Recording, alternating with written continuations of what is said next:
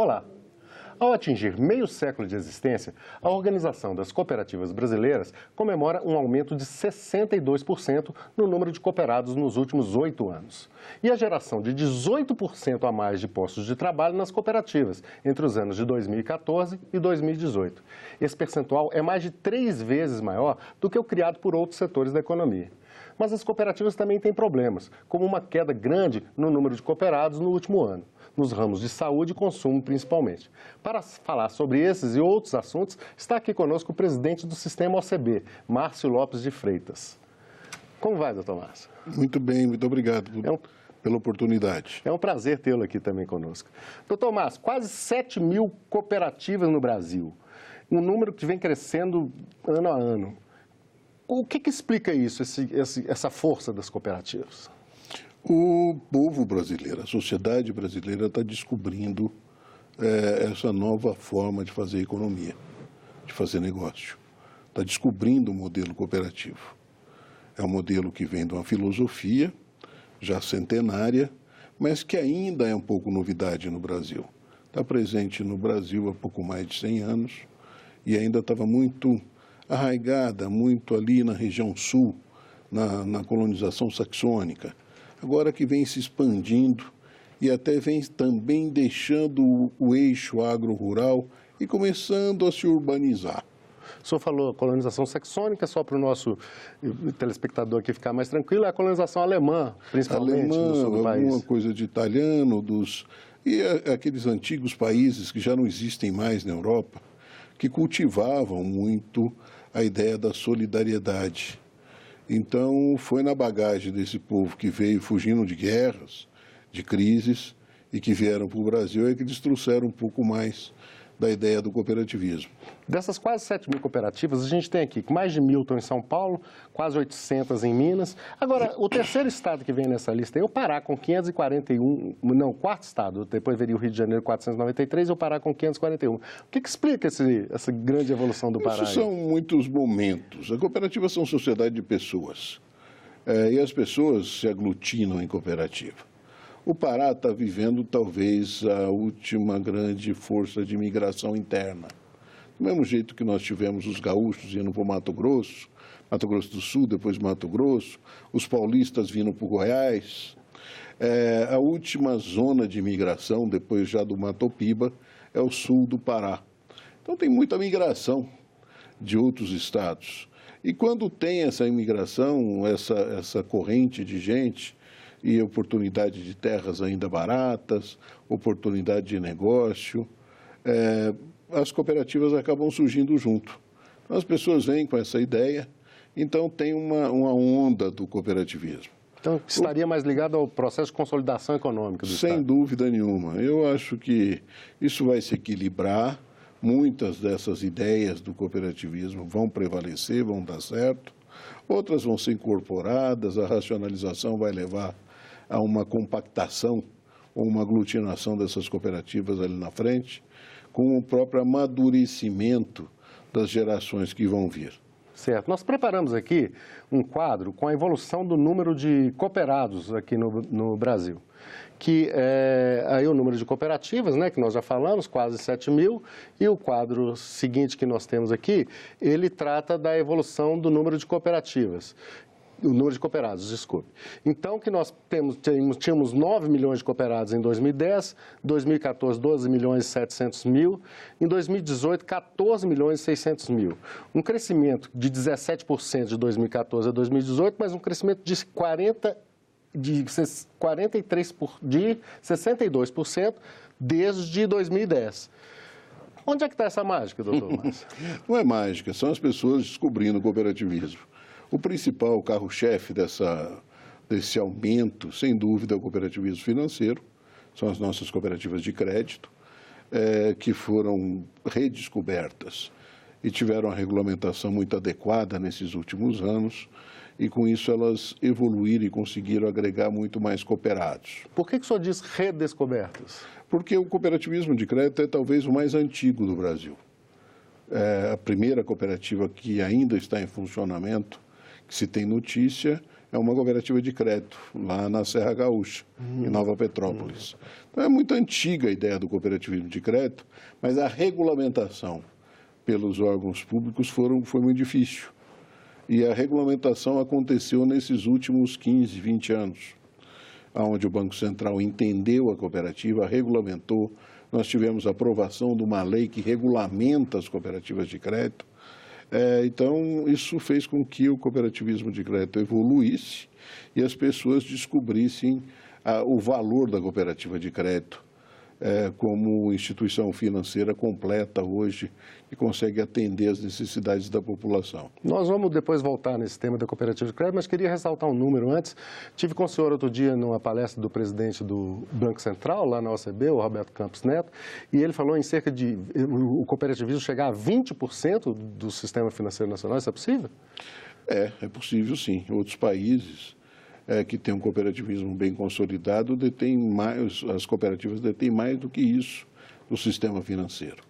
A Alemanha, a França, o Canadá, o próprio Estados Unidos hoje tem mais de 20%, que é o país mais capitalista do mundo, mais de 20% da movimentação econômica das instituições financeiras são cooperativas. Então, é muito possível. É uma meta ousada. O presidente Roberto Campos nos passa uma meta muito ousada, porque ele acredita que o cooperativismo é uma baliza muito importante para a democratização do crédito, para que o crédito realmente chegue a um processo de atendimento da população que está isolada, que nem conta bancária tem.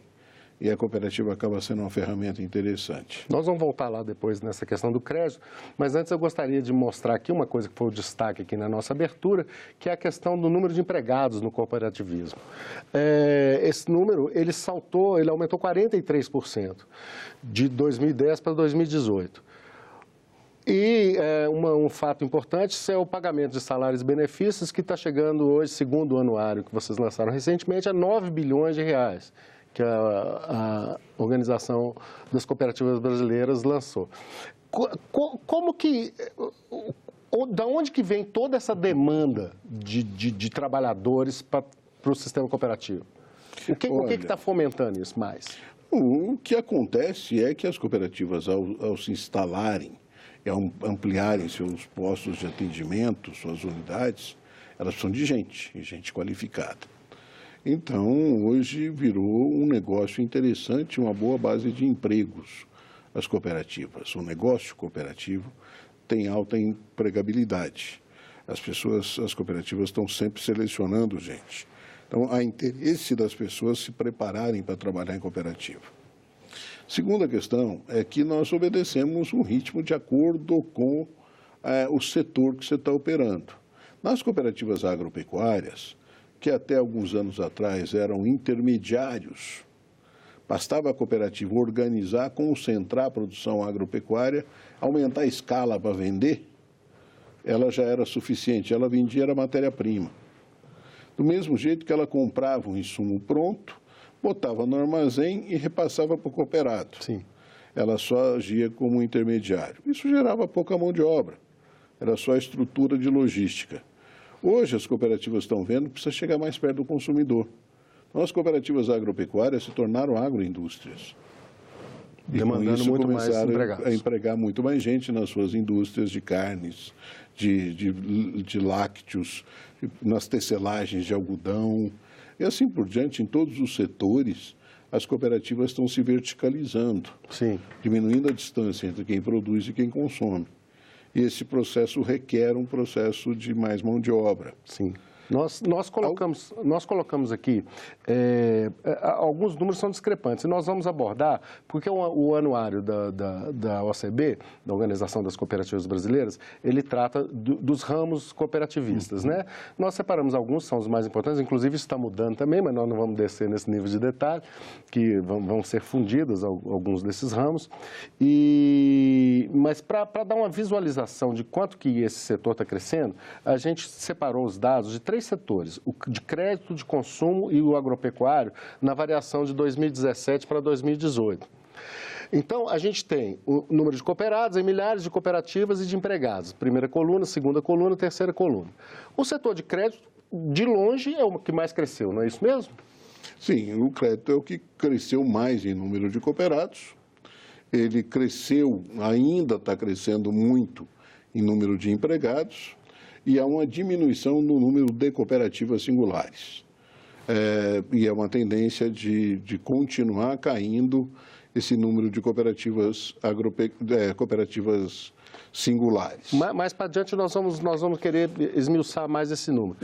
Tem uma outra tendência que para mim fica muito clara Sim. daqui para frente, especificamente no crédito.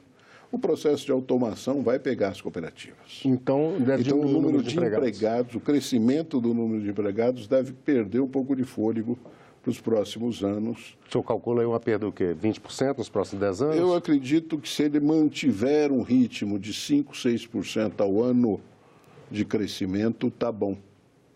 E acredito que é possível, pela própria expansão natural. Mas a automação é uma realidade e as cooperativas estão investindo muito nisso. Segundo, o consumo. Por que caiu 23% o número de cooperados? Eu acho que aí tem duas coisas. Primeiro, tem uma reclassificação e um movimento de rever os seus cadastros. Antes, vamos dar uma explicadinha para o nosso telespectador. O que é uma cooperativa de consumo? Cooperativa de consumo é uma cooperativa que organiza um grupo de pessoas que compra seus bens de consumo em comum. Para comprar mais barato. Para comprar mais barato, para ter alavanca de compra na escala de compra. Então, na realidade, é um supermercado que pertence ao usuário. Então, esse número reflete talvez a crise? Ele pode refletir a crise, mas ele tem diminuído, não é só a crise, não. Até porque o que tem acontecido é que as grandes redes globais estão atuando muito forte no Brasil e são concorrentes muito fortes.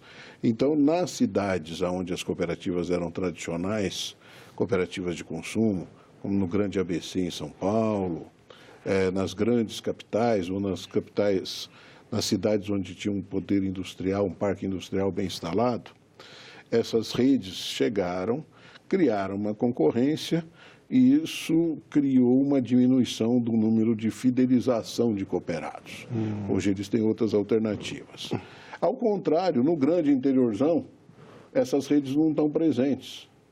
Então, o consumidor se sente muito desamparado e há ainda uma necessidade muito forte da cooperativa. Sim. Por isso, uma interiorização de cooperativas nesse setor.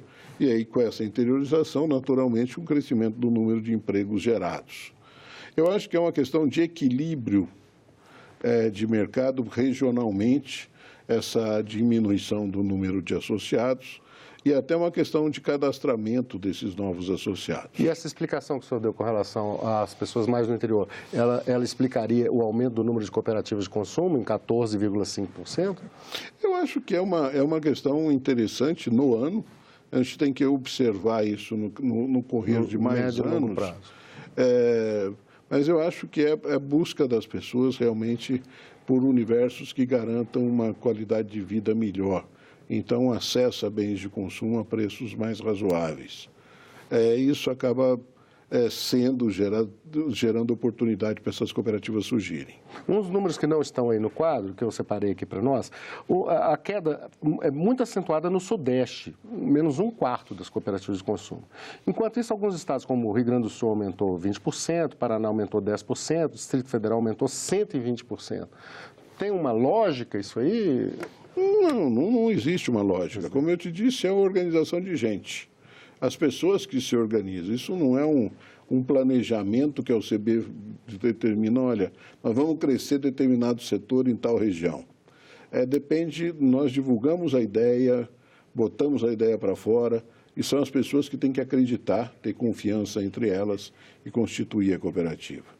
Boa notícia é essa, que tem estados ainda com essa carência e com esse crescimento. E o Distrito Federal é uma boa referência para isso. O senhor estava falando da questão de observar mais a questão no longo prazo, né? Nós preparamos alguns gráficos aqui com relação a alguns ramos do cooperativismo. Então, a gente tem aqui agora exatamente das cooperativas de consumo. Então, a gente vê esse crescimento que é quase exponencial, né? De 2014 para cá, elas não chega a dobrar, mas é um número bem alto. O número de cooperados que subiu caiu um pouco, né? Aquilo que a gente viu ali, mas aqui nós estamos na perspectiva de 8 anos. Aqueles dados anteriores falavam de apenas mudança de 2018 para 2017. Nessa perspectiva maior, de 8 anos, a gente vê que é sempre uma tendência de alta, né? Mas o número de cooperados a médio prazo, pelo menos nos últimos 4 anos, caiu bastante com relação ao consumo. O anuário da Organização das Cooperativas Brasileiras fala em alguns desafios desse setor de consumo. E um deles seria um entendimento equivocado do conceito de cooperativismo. Como é que seria isso? O senhor pode explicar isso para nós? Olha, aqui, você está me lembrando aqui um caso que realmente está acontecendo, está preocupando a diretoria da OCB, e que a gente tem que prestar muita atenção. A OCB é um órgão de registro e de cadastro das cooperativas, é um órgão privado, não tem poder de polícia sobre as cooperativas, mas cabe a nós fazer o cadastro e o registro. Sim. E ser um órgão até consultivo do governo. Sim. Quando a gente percebe desvios de números, a gente presta atenção, porque pode estar ocorrendo ou uma tendência positiva, ou alguma coisa negativa, ou às vezes até um sinal de algum erro nos processos. Então, esses números nos preocupam um pouco, porque as cooperativas de consumo vinham estáveis há muito tempo. Essa migração também pode estar sujeita a algumas escapulidas de cooperativas tentando organizar mecanismos de garantização de empregos nas suas empresas. O senhor pode explicar isso melhor? O que pode acontecer é que, às vezes, as pessoas constituem uma cooperativa, mesmo sem ela ter uma viabilidade econômica, dentro de uma empresa, ou, digamos assim, de um banco mercantil, e as pessoas constituem a cooperativa tentando ganhar a estabilidade de emprego por ser dirigente dessa cooperativa e garantir essa estabilidade. Isso nós já verificamos em outros momentos, e aí você consegue, às vezes, caracterizar que essa cooperativa foi criada muito mais pensando na estabilidade do emprego dos seus dirigentes, no momento da economia difícil, do que propriamente para cumprir a função cooperativa. Isso daria uma falseada nos números? Daria, e nós estamos verificando isso e aumentando o rigor nesse controle. E isso é muito possível justamente porque esse crescimento do número de cooperativas está acontecendo, pelo que você falou, na região sudeste. E os números estão indicando isso. E é onde também tem uma concentração maior e onde o desemprego mais afeta a população. Certo. Então, isso pode estar acontecendo, eu não estou afirmando diretamente que isso está, mas nós já estamos fazendo uma verificação, já tem uma orientação da diretoria da OCB para todas as unidades estaduais, para ter muita cautela no registro de cooperativas dessa área de consumo. Certo. Eu pergunto ao senhor, outro desafio seria o tratamento tributário inadequado dessas cooperativas. Muitas vezes as pessoas se equivocam com o cooperativismo, achando que o cooperativismo é uma entidade econômica, uma atividade econômica que não paga imposto. Não é bem assim. A cooperativa é uma instituição operacional que opera, mas opera por conta e ordem do cooperado. Todo o resultado da cooperativa é do cooperado, tanto em serviços, em bens e produtos, quanto na distribuição do resultado. E quem paga o tributo é o cooperado. O que às vezes a gente tem que tomar cuidado é que às vezes o fisco nos leva a tributar o cooperado, pessoa física, pelos resultados da cooperativa e tributa também a cooperativa nas operações internas. E a isso nós chamamos de ato cooperativo, então não cabe a bitributação. E a dificuldade que nós temos com a Receita Federal já há décadas é de entender a complexidade desse ato cooperativo na cooperativa de consumo. Eles não enxergam isso com muita tranquilidade. É muito mais fácil de enxergar no agropecuário, no crédito, está bem regulamentado, mas as cooperativas de consumo sofrem com uma distinção que acabam tendo uma margem tributária maior do que os outros ramos do cooperativismo e maior, inclusive, que os concorrentes mercantis, que são os supermercados, as grandes redes. Certo. Vamos aqui tratar, então, talvez seja o grande exponencial dessa situação toda, que são as cooperativas de crédito, que são as que mais cresceram, que a gente já comentou sobre isso aqui. Então, nós temos aqui esse gráfico aqui, colocando também a situação de médio prazo, né? Há uma diminuição do número de cooperativas.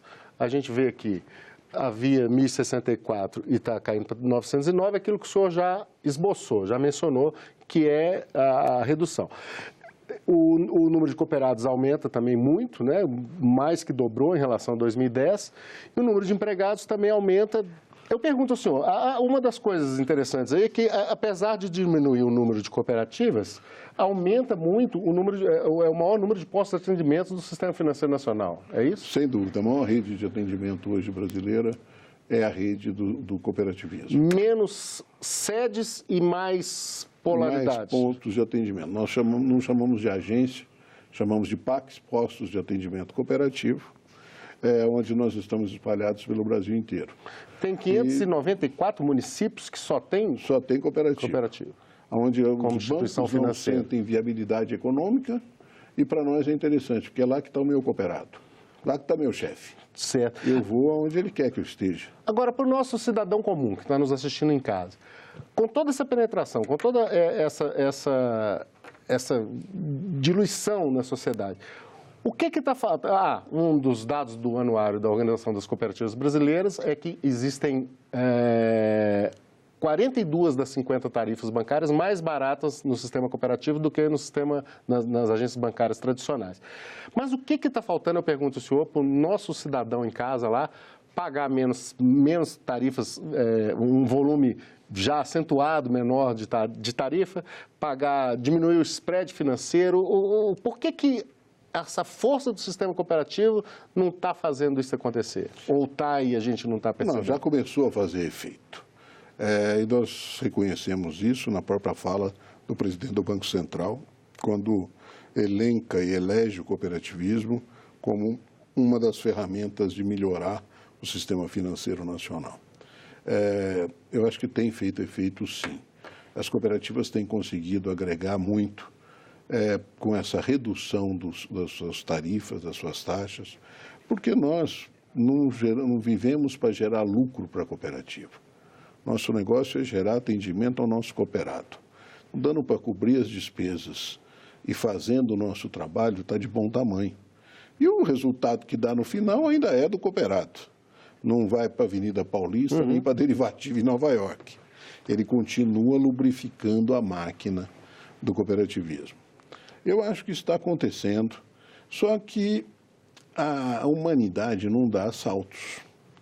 O processo cooperativo é um processo, antes de ser a ferramenta econômica, é uma filosofia. Cooperativismo é uma filosofia, é uma ideologia muito antiga. E as pessoas precisam acreditar nessa filosofia.